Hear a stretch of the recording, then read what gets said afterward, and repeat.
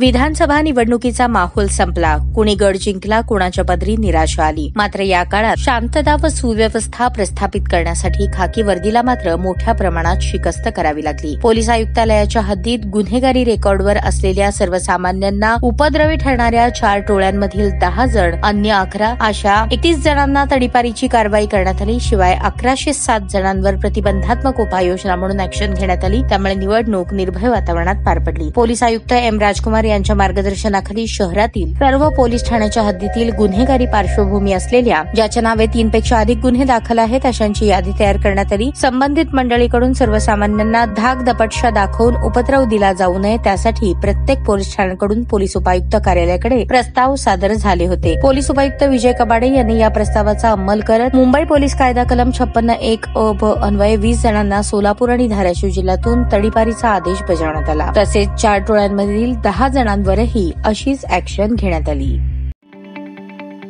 ताज्या बातम्या पाहण्यासाठी प्राईम महाराष्ट्र न्यूज चॅनलला सबस्क्राईब करा.